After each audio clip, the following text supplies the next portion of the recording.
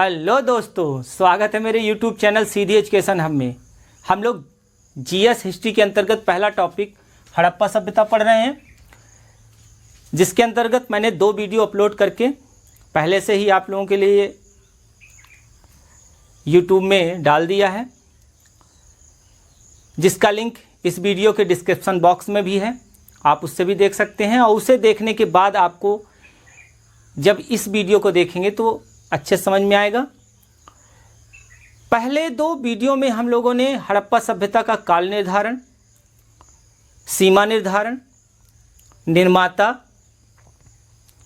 उसके बाद नगर नियोजन, उसके बाद जल निकासी व्यवस्था, अन्य उनकी विशेषताएं, प्रमुख स्थल और उन स्थलों से प्राप्त कौन कौन सी चीज़ें हैं उनके बारे में जाना। आज इस वीडियो के माध्यम से हम लोग हड़प्पा सभ्यता का सामाजिक जीवन, उनका धार्मिक जीवन, उनका आर्थिक जीवन, उनका राजनीतिक जीवन और साथ ही इस हड़प्पा सभ्यता के पतन का कारण समझेंगे। मित्रों, मैंने आपको कई बार बताया कि कॉन्सेप्ट के साथ फैक्ट को आप याद करिए, फैक्ट को आप पढ़िए, तो आपसे परीक्षा में कोई भी प्रश्न गलत नहीं होगा। तो चलिए शुरू करते हैं। सबसे पहले हम लोग हड़प्पा सभ्यता का सामाजिक जीवन जानेंगे, उसके बाद उसका धार्मिक, फिर आर्थिक और उसके बाद हम उसका राजनीतिक और पतन जानेंगे। तो चलिए शुरू करते हैं। सबसे पहले हड़प्पा सभ्यता का सामाजिक जीवन। देखिए, हड़प्पा सभ्यता का जो सामाजिक स्वरूप था समाज का, वो मातृसत्तात्मक था। मातृसत्तात्मक समाज हमें कहाँ से पता चलता है? तो हड़प्पा, मोहनजोदड़ो और हड़प्पा सभ्यता के कई स्थलों से मातृ देवी की मृण मूर्तियाँ प्राप्त हुई हैं। साथ ही जो हड़प्पा की जनसंख्या थी उसमें सर्वाधिक जो लोग थे वो द्रविड़ थे। और द्रविड़ सभ्यता में प्राचीन काल में जो समाज रहता था वो मातृसत्तात्मक रहता था। इसके साथ साथ आप जानते हैं हड़प्पा सभ्यता एक नगरीय सभ्यता थी, जहाँ की अधिकांशतः जनसंख्या नगरों में निवास करती थी, व्यापार से संबंधित थी। तो जब व्यापार में पुरुष वर्ग व्यापार करने के लिए सुदूर देशों में चले जाया करते थे, तो पूरे घर की जो बागडोर है वो महिलाओं के हाथ में होती थी। इसीलिए हम ये पुरातात्विक साक्ष्यों के आधार पर, इन साक्ष्यों के आधार पर कह सकते हैं कि हड़प्पा सभ्यता का जो समाज था वो मातृसत्तात्मक था। ये बहुत महत्वपूर्ण है, इसे आप याद रखिएगा। उसके बाद आगे जानते हैं हम लोग वर्ण व्यवस्था। एक बात ध्यान रखिएगा कि जहाँ वैदिक सभ्यता का समाज जो था पितृसत्तात्मक था, वहीं हड़प्पा सभ्यता का जो समाज था वो मातृसत्तात्मक था। तो अगली चीज जानते हैं वर्ण व्यवस्था। इसका कोई स्पष्ट उल्लेख तो नहीं मिलता है, क्योंकि हमारे पास जो हड़प्पा सभ्यता को जानने के जो स्रोत हैं उसमें पुरातात्विक स्रोत हैं जो आवश्यकता से बहुत ही कम हैं, और साहित्यिक स्रोत तो ना के बराबर है, क्योंकि उन्हें आज तक पढ़ा ही नहीं जा सका है। तो फिर भी जो पुरातात्विक साक्ष्य मिले हैं, विद्वानों का जो मानना है, उनके अनुसार ऐसा माना जाता है कि हड़प्पा सभ्यता में 4 वर्ग रहे होंगे: पुरोहित, व्यापारी, योद्धा और शिल्पी। शिल्पी या इसी को आप श्रमिक वर्ग भी कह सकते हैं। तो वर्ण व्यवस्था के अंतर्गत इसमें 4 वर्ग थे: पुरोहित, व्यापारी, योद्धा, शिल्पी या श्रमिक वर्ग। जहां वैदिक सभ्यता में ऋग्वेद के 10वें मंडल में पुरुष सूक्त में साफ साफ 4 वर्णों का उल्लेख हुआ है, किंतु हड़प्पा सभ्यता में स्पष्ट रूप से कहीं कोई साक्ष्य नहीं मिला है कि यहाँ पर जो समाज था वो 4 वर्गों में बटा है। लेकिन जो पुरातात्विक साक्ष्य मिले हैं उसी के आधार पर विद्वानों ने हड़प्पा सभ्यता को 4 वर्गों में बांटा है के समाज को, जिसमें आपका पुरोहित, व्यापारी, योद्धा और शिल्पी या श्रमिक वर्ग। उसके बाद पहनावा, ये देखते हैं अगला वर्ग पहनावा। तो हड़प्पा सभ्यता के लोग कपास का उत्पादन पहली बार करना सीख गए थे। यूनानियों ने तो कपास उगाने का पूरा श्रेय हड़प्पा वासियों को दिया कि सबसे पहले हड़प्पा वासियों ने ही कपास उगाया और उन्होंने कपास को सिंड्रोन कह के पुकारा था। सिंड्रोन, तो सिंड्रोन आपको याद रहना चाहिए। ये हड़प्पा वासियों ने कपास को नाम दिया था सिंड्रोन। तो ये जो हड़प्पा वासी थे ये पहनावे के रूप में सूती और ऊनी कपड़े दोनों पहनते थे। जहां मोहनजोदड़ो से चांदी की डिबिया के अंदर कुछ धागे मिले हैं सूती कपड़े के, वहीं कालीबंगा से एक चाकू में लिपटे हुए धागे के कुछ प्रमाण मिले हैं। हालांकि ये जरूर है कि कोई वस्त्र इन स्थलों से नहीं प्राप्त हुआ है, बना बनाया वस्त्र नहीं मिला है, लेकिन जो छोटे मोटे साक्ष्य मिले हैं उसके आधार पर ये कहा एक मूर्ति मिली है मोहनजोदड़ो से, जिसमें एक पुरुष है जिसने तिनपतिया साल ओढ़ा है। ये बहुत ही महत्वपूर्ण साक्ष्य है। तिनपतिया साल ओढ़े हुए है, मोहनजोदड़ो से प्राप्त हुई है यह मूर्ति। तो ये कह सकते हैं कि हड़प्पा वासी सूती और ऊनी कपड़े दोनों प्रकार के कपड़े पहनते थे और ये कपड़े साधारण एवं कढ़ाईदार दोनों हुआ करते थे। साधारण कपड़े सामान्यतः सामान्य वर्ग पहनते थे और कढ़ाईदार जो कपड़े होते थे वो जो धनी या उच्च कुलीन वर्ग हुआ करते थे वो पहने करते थे। कढ़ाईदार होने का जो साक्ष्य है वो मोहनजोदड़ो से जो तिनपतिया साल ओढ़े हुए पुरुष मिला है उससे ये लग रहा है, ऐसा माना जाता है कि वहाँ के लोग जो हैं वो कढ़ाईदार भी कपड़े पहना करते थे। उसके बाद आइए इसका जानते हैं हम लोग हड़प्पा वासियों का खान पान। तो हड़प्पा वासी शाकाहारी और मांसाहारी दोनों प्रकार के थे। शाकाहारी में मुख्य रूप से ये गेहूं और जौ का, दूध से बनी हुई चीज़ों का प्रयोग, साग सब्जी का प्रयोग, कुछ फल ये जानते थे जैसे खजूर हो गया, खरबूजा हो गया, तरबूज हो गया, इनका प्रयोग वो करते थे। मांसाहारी के रूप में ये मुख्य रूप से भेड़, बकरी और मछली, बतख, इसमें मछली बहुत महत्वपूर्ण है। तो ये मछली पकड़ना भी जानते थे और मछली को भोजन के रूप में ये मुख्य रूप से प्रयोग करते थे जो मांसाहारी थे। तो इस प्रकार से इनका खान पान आपने जाना। मुख्य इनकी खाद्यान्न फसल हमेशा आपसे पूछी जाती है, ये याद रखिएगा, गेहूं और जौ। और मांस में सर्वाधिक किसका मांस वो खाया करते थे? मछली का। आइए इनका आभूषण जानते हैं। आभूषण के रूप में देखिए वहाँ भी समाज में विषमता पाई गई थी, क्योंकि इस समाज में वहाँ के मकानों की बनावट, वहाँ के पहनावे में अंतर, तो ऐसा माना जाता है कि वहाँ भी समाज लगभग दो वर्गों में रहा होगा कि एक धनी वर्ग, एक सामान्य वर्ग। तो जो धनी वर्ग के लोग थे वो सोना, चांदी, जो कीमती पत्थर हैं जिन्हें लाजवर्द कहा जाता है, हाथी दांत से बने हुए जो मनके हैं उनसे बने हुए आभूषण का प्रयोग करते थे। वहीं साधारण वर्ग के जो लोग थे वो सीप, शंख, हाथी दांत और पक्की मिट्टी से बने हुए गहनों का प्रयोग करते थे। यहां ध्यान देने वाली बात यह है कि हड़प्पा सभ्यता के विभिन्न स्थलों से कई इतने साक्ष्य मिले हैं। जैसे हड़प्पा से मिला हुआ है एक हार, मोहनजोदड़ो से भी एक कीमती हार मिला है जिसमें कीमती पत्थर के साथ बीच बीच में सोने के मनके लगे हुए हैं। तो मिट्टी के कई आभूषण मिले हैं, शंख और सीप से बने हुए, हाथी दांत से बने हुए कई आभूषण मिले हैं।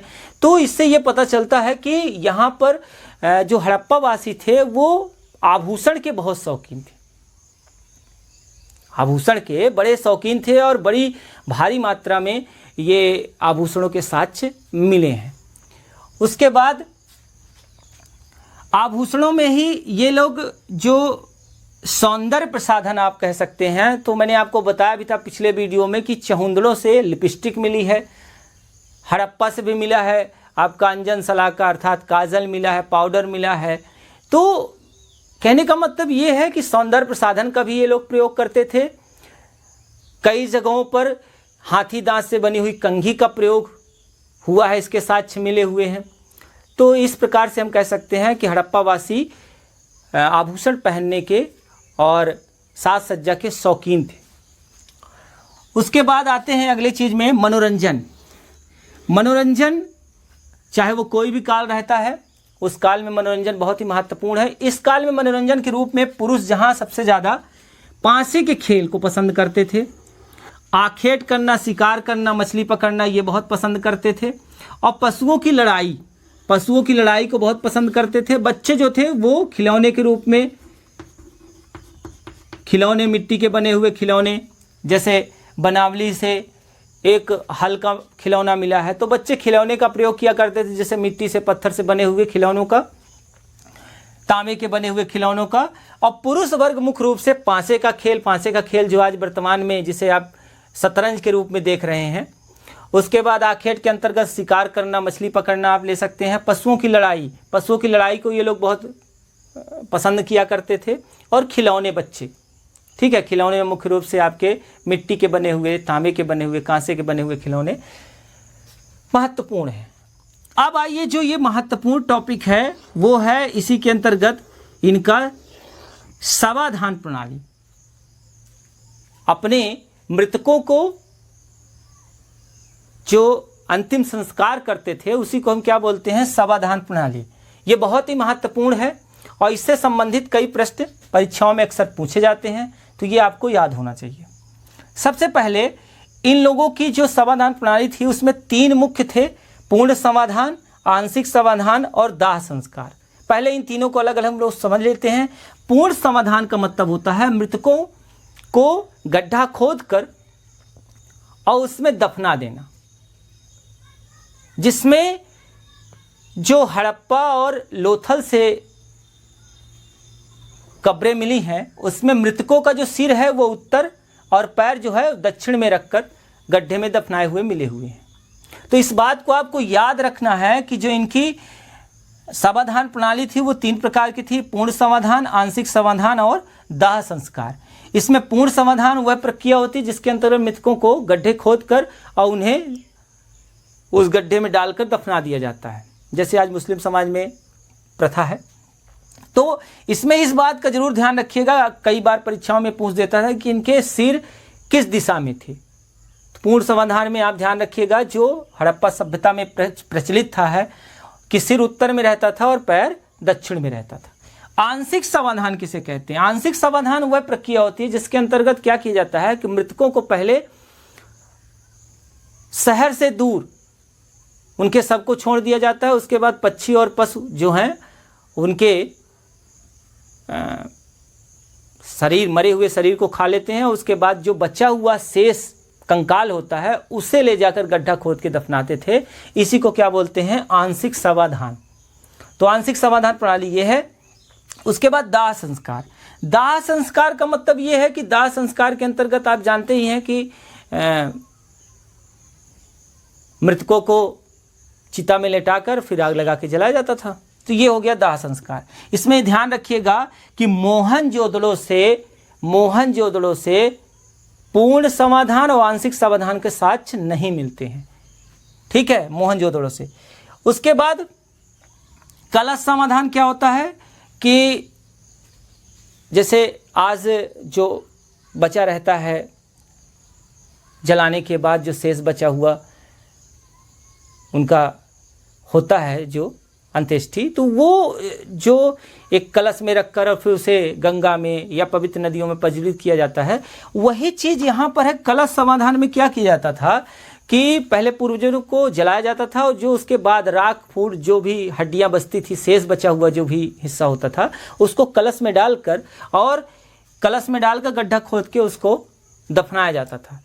कलश समाधान बहुत महत्वपूर्ण इसलिए भी है कि हड़प्पावासी पुनर्जन्म में भी विश्वास करते थे। इससे ये पता चलता है हड़प्पावासी पूर्व जन्म में भी विश्वास करते थे। इसका आधार क्या है? कलश समाधान। और साथ में कलश समाधान जब करते थे तो दोनों तरफ ये दीपक रख दिया करते थे।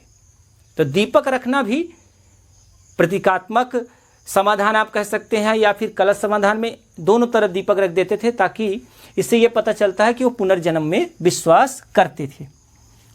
उसके बाद युगल समाधान। युगल समाधान का मतलब होता है कि एक साथ 2 महिला या पुरुष, महिला या पुरुष महिला, मतलब 2 लोगों को एक साथ ही एक गड्ढे में दफनाना युगल समाधान कहलाता है। इसके 3 उदाहरण जो हैं वो लोथल से मिले हैं।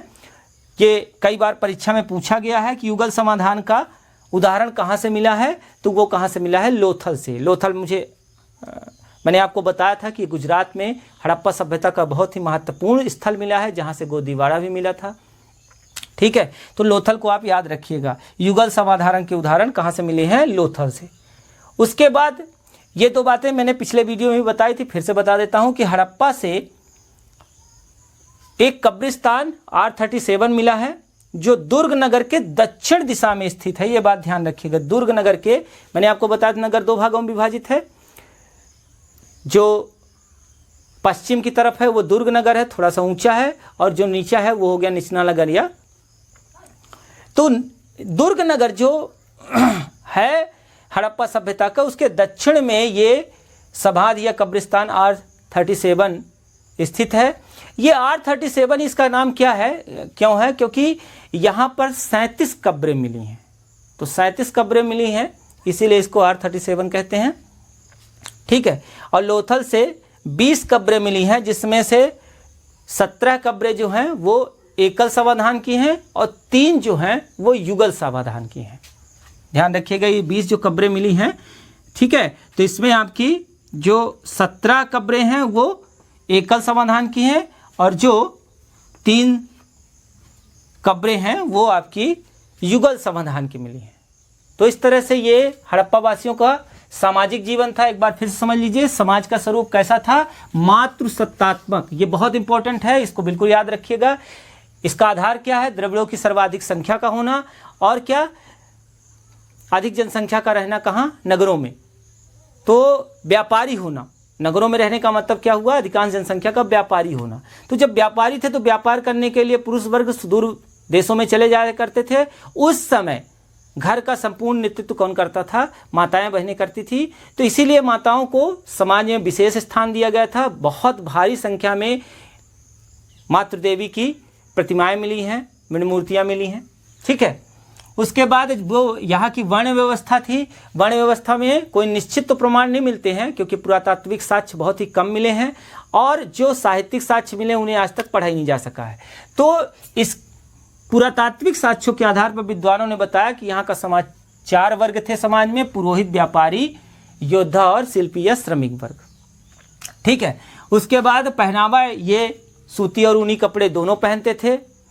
साधारण और कढ़ाईदार दोनों प्रकार के पहनते थे। उसमें सबसे इम्पोर्टेंट था मोहनजोदड़ो से जो 3 पतिया साल ओढ़े हुए पुरुष की जो प्रतिमा मिली है। और एक और चीज़ याद रखिएगा कि यूनानियों ने सबसे पहले कपास उगाने का जो श्रेय है वो हड़प्पा वासियों को दिया, और वो कपास को क्या कहते थे, सिंड्रोन। एक और जो महत्वपूर्ण है वो कालीबंगा से चाकू में लिपटा हुआ, ये याद रखिएगा, कालीबंगा से चाकू में लिपटा धागा मिला है। ये धागा मिला है, सूती कपड़े का धागा मिला है, तो ये महत्वपूर्ण है। और कई जगह पर तकुए मिले हैं, 3 से 4 छेद वाले तकुए मिले हैं। तकुए जिससे सूती कपड़ों को गूंथा जाता रहा होगा, तो हाथी दांत के बने हुए, इससे इस तरह से आप जान सकते हैं। उसके बाद खान पान आप जान ही गए। खान पान में ये शाकाहारी और मांसाहारी दोनों थे। मुख्य खाद्यान्न फसलों में जहाँ गेहूं और जौ थी, वहीं मांसाहारी में ये भेड़ बकरी है ना, उसके साथ बत्तख हो गया, उसके बाद हो गया मछली, मुख्य रूप से खाया करते थे। आभूषण में जो शायद कुछ ज़्यादा धनी वर्ग रहा होगा वो सोना चांदी, हाथी दांत, जो कीमती पत्थर थे उनसे बने हुए आभूषणों का प्रयोग करते थे। साधारण वर्ग के लोग सीप, संग, हाथी दांत, पक्की मिट्टी के। एक बात और यहाँ याद रखिएगा कि अगर पूछा जाए कि हड़प्पा सभ्यता में सबसे ज़्यादा चूड़ियाँ किसकी मिली हैं, तो वो मिट्टी की मिली हैं। मिट्टी से बनी चूड़ियाँ सर्वाधिक मिली हैं। तो ध्यान रखिएगा, मिट्टी से बनी सर्वाधिक चूड़ियाँ मिली हैं। उसके बाद मनोरंजन में जो भी ये मनोरंजन करते थे उसमें पासे का खेल, जिसमें आप शतरंज का खेल समझ सकते हैं, आखेट हो गया, पशुओं की लड़ाई हो गई, खिलौने बच्चे प्रयोग करते थे। ठीक है, समाधान प्रणाली इनकी याद रखिएगा, पूर्ण समाधान, आंशिक समाधान और दाह संस्कार। ठीक है, युगल समाधान और कलश समाधान भी समझ गए हैं। एक और उदाहरण याद रखिएगा, रोपण का मैंने पिछले वीडियो में भी बताया था। जब महत्वपूर्ण स्थल और वहाँ से प्राप्त सामग्री बता रहा था, तो उसमें मैंने रोपण से बताया था कि रोपण से मनुष्य के साथ कुत्ते को दफनाने के साक्ष्य मिले हैं। मनुष्य के साथ कुत्ते को दफनाने के साक्ष्य कहाँ से मिले हैं? रोपण से। ठीक है, स्वतंत्रता प्राप्ति के बाद पहला खोजा गया स्थल कौन था? रोपण था। तो यही रोपण से, जो पंजाब में स्थित है रोपण, ये यहाँ से कुत्ते के साथ, मनुष्य के साथ कुत्ते को दफनाने के साक्ष्य मिले हैं। तो ये हो गया आपका हड़प्पा वासियों का सामाजिक जीवन। तो आइए मित्रों, इस हड़प्पा सभ्यता का हम लोग धार्मिक जीवन जानते हैं। देखिए, धार्मिक जीवन के अंतर्गत हड़प्पावासी किस ईश्वर की उपासना करते थे, कौन कौन से इनके देवता थे, इसका कोई स्पष्ट उल्लेख नहीं मिलता है। वैसे धार्मिक स्थल के लिए जो प्रमुख चीज़ें होती हैं, एक उपासना स्थल होना चाहिए, मंदिर हो, मस्जिद हो, गिरजाघर हो, चर्च हो, ऐसा कुछ हो, या फिर उसके लिए कोई पवित्र ग्रंथ हो, धार्मिक ग्रंथ हो। तो ये सब चीज़ें तो उपलब्ध बिल्कुल नहीं हुए हैं। तो इन दोनों बातों को आप याद रखिएगा कि हड़प्पा सभ्यता में कोई भी उपासना स्थल नहीं मिला है और ना ही यहाँ से कोई धार्मिक ग्रंथ मिला है।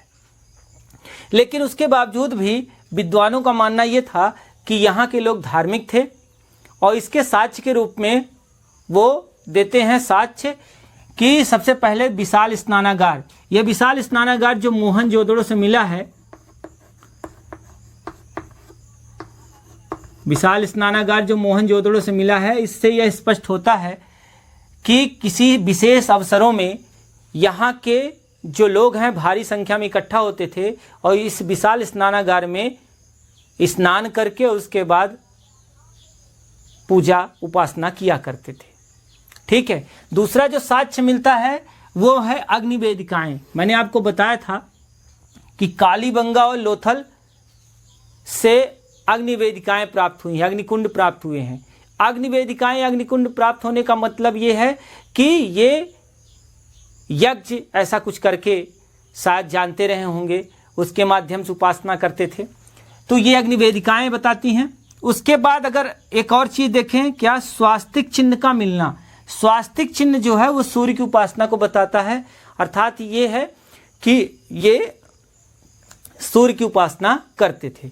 और अन्य चीज़ों में देखते हैं तो मोहनजोदड़ो से एक मुद्रा पर, योग की मुद्रा में, पद्मासन में एक व्यक्ति को बैठे हुए दिखाया गया है, जिसे मार्शल ने, ये बात याद रखिए किसने कहा है, जिसे मार्शल ने आदि पशुपतिनाथ का रूप कहा है। इसकी 3 सींगें भी हैं। ये जो पशुपतिनाथ की योग मुद्रा में पद्मासन में बैठी हुई जो आकृति मिली है, जो चित्र मिला है, जो तस्वीर मिली है, ये बहुत महत्वपूर्ण है और कई बार परीक्षाओं में पूछा गया है।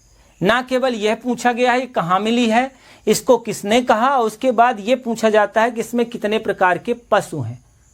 तो ये जो योग मुद्रा में एक चबूतरे पर ऐसे एक चबूतरा बीच में बना हुआ है और यहीं पर योग मुद्रा में यहाँ पर वो व्यक्ति पद्मासन में बैठा हुआ है और इसके दाईं ओर और इसके बाईं ओर 2-2 पशु बने हुए हैं, इधर और इधर, और यहाँ नीचे की तरफ 2 हिरण बने हुए हैं। तो जो दाईं ओर है, दाईं ओर आप याद रखिएगा, दाईं ओर आपका, दाहिने ओर 2 पशु हैं, बाघ या चीता, चाहे बाघ बोलिए या फिर चीता, व्याघ्र भी लिखा हुआ आ जाता है। ठीक है, तो बाघ या चीता या व्याघ्र और हाथी। तो दाहिनी ओर हो गए बाघ या हाथी, बाघ और हाथी हो गए, और बाईं ओर जो है वो भैंसा और गैंडा बना हुआ है, और नीचे की तरफ क्या बना हुआ है? हिरण। तो अगर ये पूछे पशुपतिनाथ की जो योग की मुद्रा में जो तस्वीर प्राप्त हुई है एक मुद्रा पर, उस पर कितने पशु अंकित हैं, तो उस पर कितने पशु अंकित हैं? 5 पशु, 5 प्रकार के पशु अंकित हैं। ध्यान रखिएगा, 5 प्रकार के, बाघ, हाथी दाहिनी ओर और बाईं ओर भैंसा और गैंडा। ये बहुत इंपॉर्टेंट फैक्ट है, कई बार परीक्षाओं में, मतलब लगभग दूसरे से तीसरी परीक्षा में ये प्रश्न पूछ ही देता है कि शिव के आदि स्वरूप अर्थात पशुपतिनाथ की जो योग मुद्रा में तस्वीर प्राप्त हुई है मुद्रा पर, ये कहाँ से प्राप्त हुई है? तो कहाँ से प्राप्त हुई है? मोहनजोदड़ो से। ध्यान रखिएगा, ये मोहनजोदड़ो से प्राप्त हुई है। और एक बात और याद रखिएगा कि ये जो मुद्रा प्राप्त पर ये पशुपतिनाथ बने हुए हैं, इसमें पशु पूछे जाते हैं कि दाहिनी ओर कितने पशु हैं, कौन कौन से, बाईं ओर कौन है, कुल पशु कितने हैं? तो 5 पशु हैं। बाईं ओर आपका हो गया भैंसा और गैंडा, और दाईं ओर हो गया बाघ और हाथी। कुल पशुओं की संख्या कितनी है? 5 है। और नीचे की ओर हिरण बना है, ध्यान रखिएगा यहाँ पर हिरण है, ठीक है।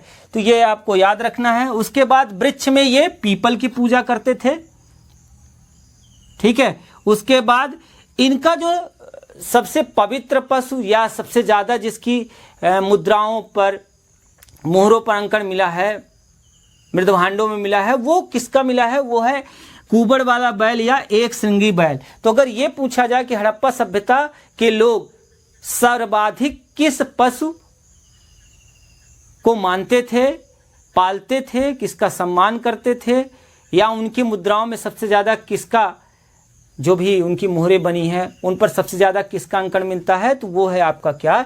एक श्रृंगी बैल या कुबड़ वाला बैल। ध्यान रखिए, कुबड़ वाला बैल या एक श्रृंगी बैल। आप मेरे देखेंगे तो थंबनेल में भी लगा हुआ है कुबड़ वाला बैल। तो ये बहुत प्रसिद्ध था, इसको आप याद रखिएगा।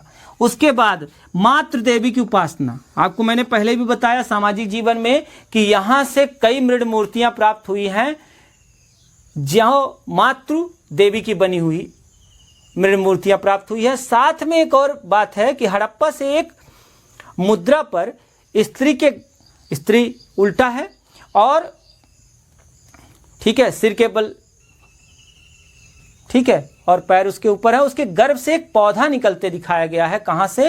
हड़प्पा से। ये महत्वपूर्ण साक्ष्य, इसको याद रखिएगा कि हड़प्पा से एक मुद्रा पर स्त्री के गर्भ से एक पौधा निकलते हुए दिखाया गया है, जिससे इसे उर्वरता की देवी या पृथ्वी देवी की संज्ञा दी गई है। पृथ्वी देवी या उर्वरता की देवी इसकी संज्ञा दी गई है।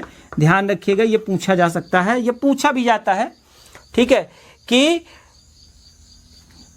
मातृ देवी की उपासना के साथ 2 चीज़ों से मृड मूर्ति मातृ देवी की बड़ी संख्या में प्राप्त हुई है, और साथ ही हड़प्पा से एक मुद्रा पर स्त्री के गर्भ से एक पौधा निकलते हुए दिखाया गया है, जो उर्वरता की देवी या पृथ्वी देवी के बारे में हमें बताता है कि उसकी उपासना करते थे, ठीक है। पक्षी के रूप में इनका सबसे पसंदीदा पक्षी जो था जिसकी ये उपासना करते थे वो है पाक्ता, और ये लिंग की भी पूजा करते थे। इसके भी साक्ष्य मिलते हैं क्योंकि बड़ी संख्या में यहाँ पर लिंग प्राप्त हुए हैं, ठीक है। तो इस तरह से हम कह सकते हैं कि हड़प्पा सभ्यता के लोग धार्मिक थे। हालांकि यहाँ पर ना तो कोई उपासना स्थल मिला है जहाँ पर जाकर ये पूजा याचना करते थे, और ना ही कोई धार्मिक ग्रंथ मिला है। उसके बावजूद भी विद्वानों का मानना ये था कि ये शिव जी के आदि स्वरूप का मातृ देवी की उपासना करते थे। स्वास्तिक चिन्ह के कारण ये सूर्य की उपासना करते थे, ठीक है। वृक्ष में ये पीपल की उपासना करते थे। जल की भी हड़प्पा से एक मुद्रा पर यह अंकित किया गया है कि एक पुरुष जो है वो जल चढ़ाते हुए दिखाया गया है, हड़प्पा से प्राप्त हुआ है। तो इतना ध्यान रखिएगा। और ये पशुपतिनाथ की योग मुद्रा में जो पद्मासन में बैठे हुए आदि शिव या रुद्र शिव की जो ये प्रतिमूर्ति जिसको मार्शल ने बताया कि पशुपतिनाथ है, इसको आप जरूर याद रखिएगा कि इसमें कितने पशु हैं, ठीक है। बाईं ओर कौन सा पशु है, दाहिनी ओर कौन सा पशु है, ये याद रखिएगा। और यहाँ का जो इन हड़प्पा वासियों का सबसे पसंदीदा जो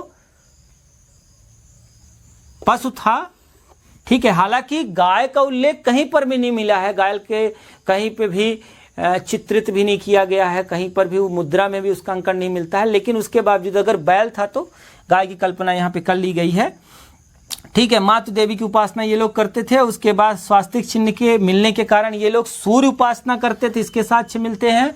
पक्षी में ये पाक्ता की उपासना करते थे, और लिंग पूजा का भी यहाँ पर प्रचलन था। तो आइए मित्रों, इस हड़प्पा सभ्यता का हम लोग व्यापारिक जीवन देखते हैं, उनका व्यापार वाणिज्य समझते हैं। उसके अंतर्गत सबसे पहले हम उन लोगों का कृषि। हड़प्पा सभ्यता के लोगों का मुख्य व्यवसाय कृषि था। अगर मुख्य व्यवसाय पूछा जाएगा कि हड़प्पा सभ्यता के लोगों का मुख्य व्यवसाय क्या था, तो वो क्या थी? कृषि थी। हड़प्पा सभ्यता के लोग मुख्य रूप से 9 फसलों का उत्पादन करते थे, जिसमें जौ, गेहूं, चावल, सरसों, मटर, तिल, राई, बाजरा और कपास। चावल के साथ याद रखिएगा, मैंने आपको बताया था लोथल और रंगपुर से, दोनों ही गुजरात में है। उसके बाद कपास तो आपको पता ही, हड़प्पा वासियों ने सबसे पहले उगाया। सिंड्रोन यूनानी उनको कहते थे, इसे कपास को। उसके बाद ये जो कृषि उत्पादन किया करते थे, ये कृषि उत्पादन का साक्ष्य, कृषि करते थे, इसका साक्ष्य कालीबंगा से जुते हुए खेत का साक्ष्य मिला है, और एक साथ 2 फसलों के उगाने का भी साक्ष्य मिला है। ऐसी जुताई की गई है खेत में कि ऐसा लगता है कि एक साथ 2 फसलों का उगाने की प्रथा रही होगी वहाँ, जिसमें गेहूं के साथ मटर या चना के साथ सरसों, ऐसा करके अनुमान लगाया है विद्वानों ने। तो कालीबंगा से जुते हुए खेत का साक्ष्य मिला, ये बहुत महत्वपूर्ण है, इसको आप मित्रों याद रखिएगा। उसके बाद बनावली से एक मिट्टी का खिलौने का बना हुआ हल मिला है, यह भी बहुत महत्वपूर्ण साक्ष्य है, याद रखिएगा इसको। फसलों में वो कितनी मुख्य फसलों को उगाया करते थे? 9, जौ, गेहूं, चावल, सरसों, मटर, तिल, राई, बाजरा, कपास। उसके बाद इनका जो कृषि उत्पादन था वो आवश्यकता से अधिक था, जिसको अधिशेष उत्पादन कहते हैं। अब ये अधिशेष उत्पादन जो है वही नगरीकरण को प्रोत्साहित करता है। हड़प्पा सभ्यता के अधिकांश लोग नगरों में क्यों निवास करते थे, उसका सबसे प्रमुख कारण था उनका कृषि का अधिशेष उत्पादन। जब वो आवश्यकता से अधिक उत्पादन कर लेते थे तो जो समय उनको बचता था वह उस समय में व्यापार और वाणिज्य में अपना समय बिताते थे, उसमें लग जाते थे। एक बात और ध्यान रखिएगा, हड़प्पा वासी कृषि अधिशेष उत्पादन करते थे, इसका साक्ष्य हमें प्रत्येक नगर में, प्रत्येक स्थलों में अन्नागार के मिलने से भी पता चलता है। हड़प्पा सभ्यता के लगभग प्रत्येक नगर से हमें एक विशाल अन्नागार के मिलने का साक्ष्य मिला है, जहां वो अनाज को सुरक्षित रखते थे, शेष बचे अनाज को। ठीक है, उसके बाद 9 फसलें आप जान ही गए हैं। ठीक, अब आ जाते हैं पशुपालन। तो हड़प्पा सभ्यता के लोग पशुपालन भी करते थे, जिसमें भेड़, बकरी, भैंस, बैल, सुअर आदि पशुओं को वो पालते थे। ठीक है, कुत्ते को भी पालते थे, तो ये इनको पालते थे। उसके बाद ध्यान रखिएगा कि हड़प्पा सभ्यता के जो स्थलों से 2-3 पशुओं के बारे में एक विवादित बात है कि एक हो गई गाय, दूसरा हो गया ऊंट और तीसरा हो गया आपका घोड़ा। तो ये विवादित है, इसीलिए सुरकोतरा वाला जो बात है, मैंने आपको बताया था सुरकोतरा जो गुजरात में स्थल है, यहाँ से घोड़े की हड्डियों के अवशेष मिले हैं, तो यहाँ से ही केवल मिलते हैं, इसके अलावा नहीं मिलते हैं। तो ये कहा जा सकता है कि उत्तर हड़प्पा काल में शायद हड़प्पावासी घोड़े से परिचित हो रहे थे।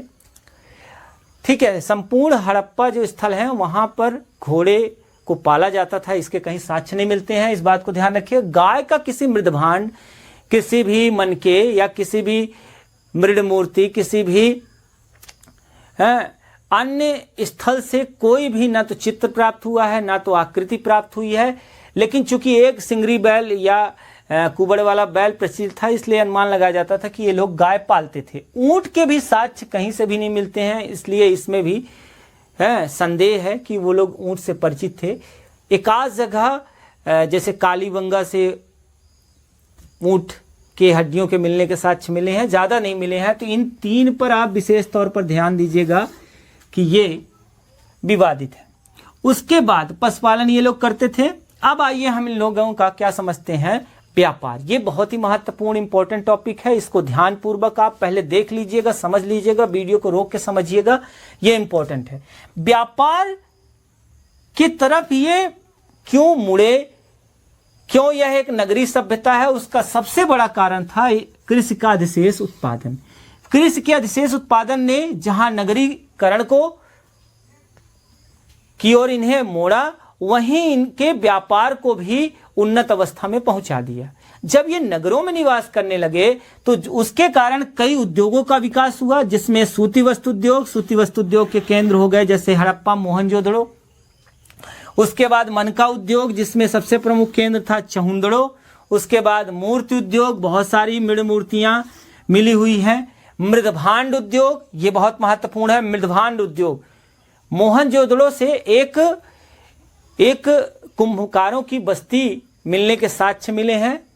ठीक है। मृदभांड का मतलब होता है मिट्टी से बने हुए बर्तन। इसमें ज़्यादा आप परेशान मत होइएगा, अगला वीडियो, एक दो वीडियो के बाद आपको मैं मृदभांड पूरी स्थिति बताऊंगा। जितने भी मृदभांड जिस काल में बनाए गए, उनको किस नाम से जाना जाता है, किस काल से वो संबंधित है, किसने खोजा, ये तो पूरा इसको मैं आपको बताऊंगा मृदभांड। तो मृदभांड का मतलब क्या होता है? मिट्टी से बने हुए बर्तन। तो मृदभांड उद्योग प्रचलित था। उसके बाद यहाँ अन्य उद्योगों में हाथी दांत के बने हुए उपकरण, हाथी दांत से पैमाने बनाए जाते थे, हाथी दांत से कंघी बनाई जाती थी, हाथी दांत से आभूषण बनाए जाते थे, हाथी दांत से पासे बनाए जाते, तो कई उपकरण बनाए जाते थे हाथी दांत से। ठीक है। ये काठियावाड़ से मंगाते थे हाथी दांत। उसके बाद आपका धातु उद्योग। धातु उद्योग में जैसे आपको पता ही है कि यह कांस्य युगीन सभ्यता है, जिसमें तांबे और टिन को मिलाकर ये लोग कांसा बनाया करते थे और कई बर्तन मिले हैं। ठीक है। तो इस तरह से एक तांबे की बनी के गाड़ी मिली है हड़प्पा से। तो ये इस तरह से आप जान सकते हैं कि कई चीजें, कई उद्योग यहाँ पर प्रसिद्ध थे। उसके बाद ईंट उद्योग यहाँ पे बहुत ही फल फूल रहा था, क्योंकि यहाँ पर आपने देखा है कि लगभग सभी मकान जो थे पक्की ईंटों के बने हुए थे। तो सूती वस्त्र उद्योग, मनका उद्योग, मूर्ति उद्योग, मृदभांड उद्योग, हाथी दांत के उपकरण, धातु उद्योग, ईंट उद्योग, इस तरह के ये उद्योग प्रचलित थे। अब उद्योग के लिए कच्चा माल चाहिए, तो कच्चा माल वो कहाँ से मंगाते थे, ये आपसे प्रश्न बहुत पूछा जाता है। तो आइए कच्चा माल वो लोग कहाँ से मंगाते थे इनको जान लेते हैं। तो आयात की वस्तुएं अर्थात कच्चा माल, वो अपना उद्योग जो बनाए थे, उस उद्योग में जो कच्चा माल लगता है उसके लिए ये लोग सोने का प्रयोग ये आभूषण में करते थे। सोना ये कहाँ से मंगाते थे? कोलार की खदान से, जो आज भी प्रसिद्ध खदान है सोने की, कर्नाटक में है। उसके बाद तांबा ये राजस्थान के खेतड़ी से मंगाते थे, खेतड़ी की खदान, राजस्थान की प्रसिद्ध खदान। चांदी ये अफगानिस्तान और ईरान कभी कभी फारस लिखा मिल जाता है, तो चांदी ईरान या अफगानिस्तान से मंगाते थे। टिन ये अफगानिस्तान से मंगाते थे। उसके बाद कीमती पत्थर जिसे लाजवंत कहते हैं, ये भी ये कहाँ से मंगाते थे? अफगानिस्तान से। हाथी दांत, ध्यान रखिएगा, हाथी दांत, तो हाथी दांत ये लोग कहाँ से मंगाते थे? हाथी दांत, तो हाथी दांत ये मंगाते थे कहाँ से? काठियावाड़ से। काठियावाड़, अब आप समझ लीजिए जैसे ये गुजरात है, ये गुजरात का हिस्सा है, आपने देखा होगा ऐसे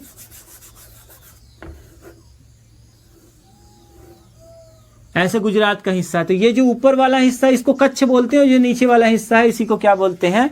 काठियावाड़। तो ये यहीं से मंगाया करते थे, गुजरात से, काठियावाड़ से दांत, हाथी दांत के पूर्ति ये काठियावाड़ से करते थे। उसके बाद और ध्यान रख दीजिए कि इनका व्यापार कई देशों से फैला था। इसके साथ हमें मिलते हैं कि लोथल से गोल मुद्रा प्राप्त हुई है, जो बहरीन देश में प्रचलित थी। लोथल से ही मेसोपोटामिया की भी मुद्रा मिली है। उसके बाद लोथल जो है वो तांबा कहाँ से मंगाता था? ओमान से मंगाता था। ये खाड़ी देश है, फारसी खाड़ी में स्थित देश है ओमान। तो ओमान से लोथल तांबा मंगाता था, ये महत्वपूर्ण है, इसको आप याद रखिएगा। शेष स्थल जो है वो कहाँ से मंगाते थे? राजस्थान की खेतड़ी की खदान से। लेकिन लोथल जो है तांबा कहाँ से मंगाता था? ओमान से। तो इसको भी आप याद रखिएगा। मेसोपोटामिया से एक हड़प्पा बस्ती के मिलने के साक्ष्य मिलते हैं। साथ ही वहां पर घनाकार पासे भी मिले हैं। दो बातें याद रखिएगा कि ये जान ही लीजिए कि हड़प्पा सभ्यता, ये बार बार भूल रहा है कि हड़प्पा सभ्यता में जो नियोजन था, हड़प्पा सभ्यता का जो नगर नियोजन था वो ग्रिड पद्धति पर ग्रिड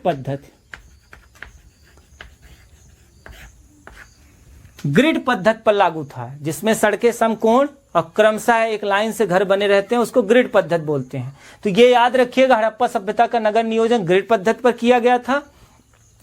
उसके बाद हड़प्पा सभ्यता में याद रखिएगा कि जो मकानों का आकार था वो आयताकार था। मकानों का जो आकार था, आपसे पूछा जा सकता है मकानों का आकार, तो वो किस आकार का था? आयताकार। और जो यहां पर हड़प्पा सभ्यता में जो पासे बनते थे वो घनाकार बनते थे। तो घनाकार पासे बनते थे, आयताकार मकान बनते थे, और नगर नियोजन किस पद्धति पर? ग्रिड पद्धति पर। समझ में आ गया ना? ये ग्रिड पद्धति है, ये ग्रिड पद्धति कहलाती है। तो ग्रिड पद्धति पर ध्यान रखिएगा, नगर नियोजन था इनका, नगरीय विन्यास। उसके बाद इनके मकानों का आकार आयताकार होता था, और ध्यान रखिएगा ये जो हड़प्पा वासी जिस पासे का प्रयोग करते थे वो घनाकार पासे होते थे। तो इस तरह से मित्रों ये हम लोगों ने जाना। एक और बात यह रखिएगा याद कि हड़प्पा सभ्यता के प्रमुख बंदरगाह अगर आपसे पूछेगा तो सबसे प्रमुख बंदरगाह लोथल था, ठीक है। उसके बाद सुत्का-गेंडोर, जो मैंने आपको बताया था कि इसका इस हड़प्पा सभ्यता का पश्चिमी सबसे खोजा गया स्थल सुत्का-गेंडोर है।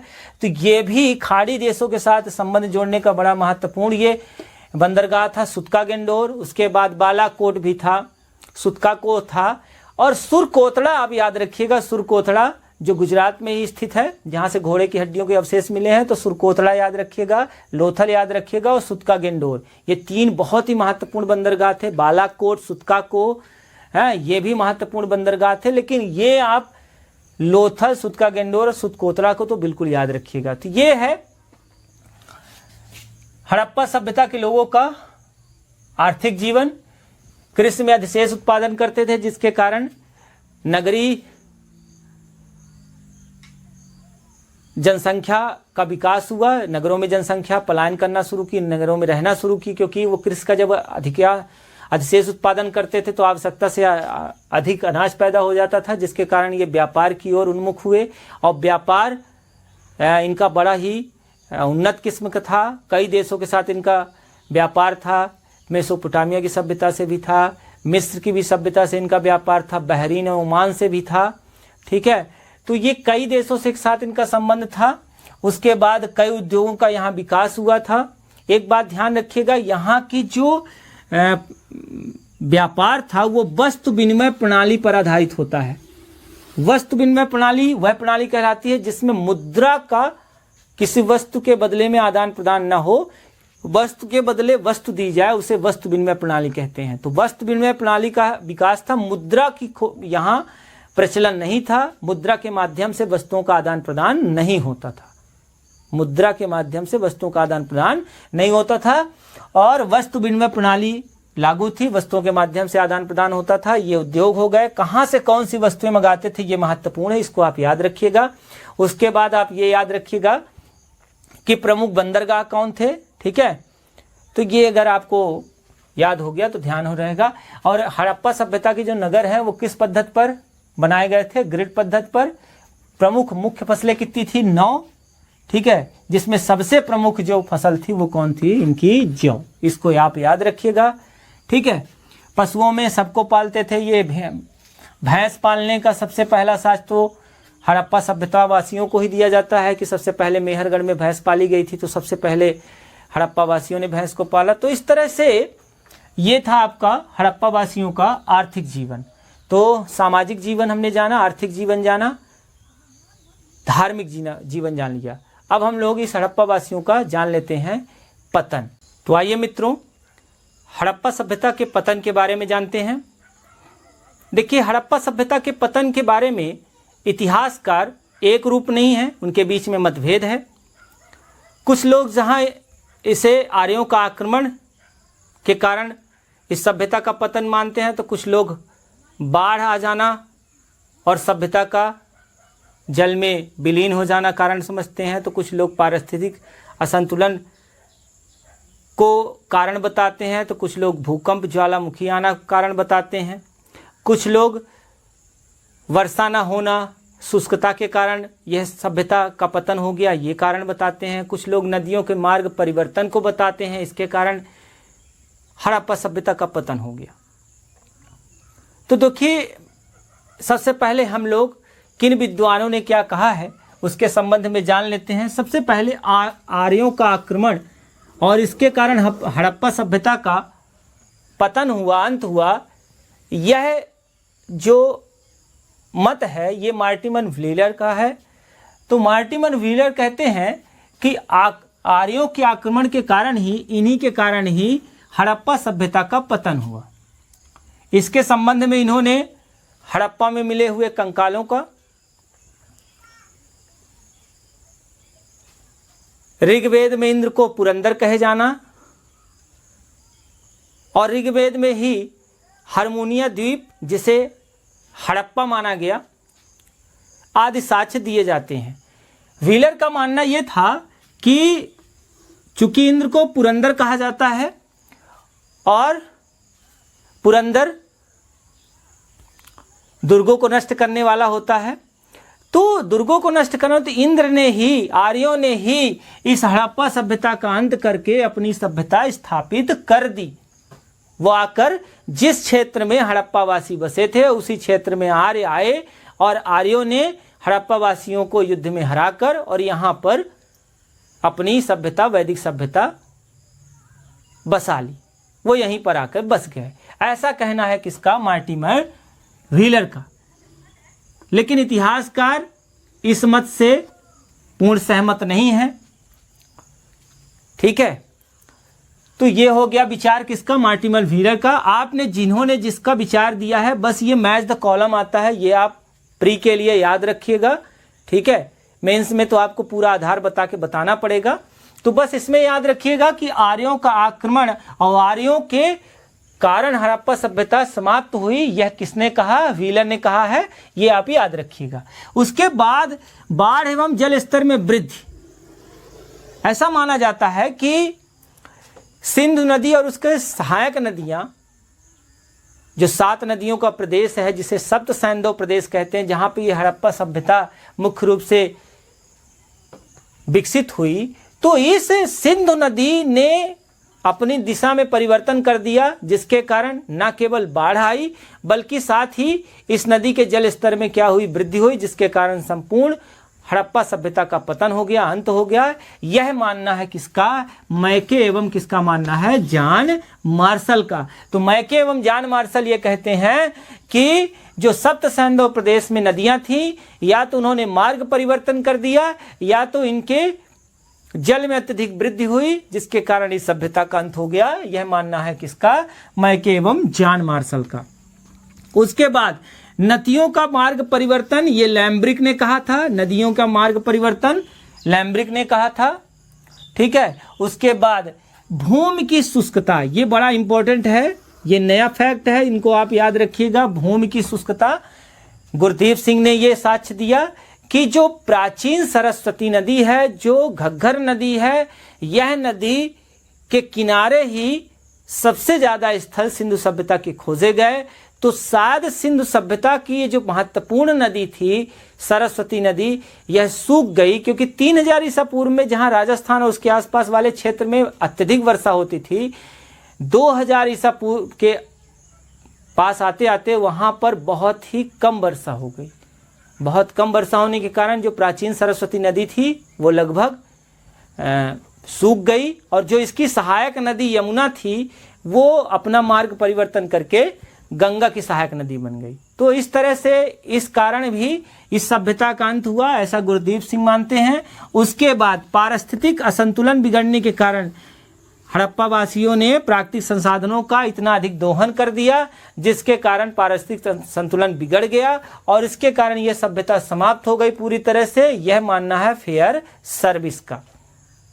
तो 5 आपको याद रखने हैं मार्टिमर व्हीलर का, कि आर्यों के आक्रमण के कारण इस सभ्यता का अंत हुआ, बाढ़ एवं जल स्तर में वृद्धि मैके एवं जॉन मार्शल मानते हैं, नदियों का मार्ग परिवर्तन लैम्ब्रिक ने कहा है, भूमि की शुष्कता कहा है गुरदीप सिंह ने, और पारिस्थितिक असंतुलन के कारण इस सभ्यता का अंत हुआ, ये किसने कहा है? फेयर सर्विस ने।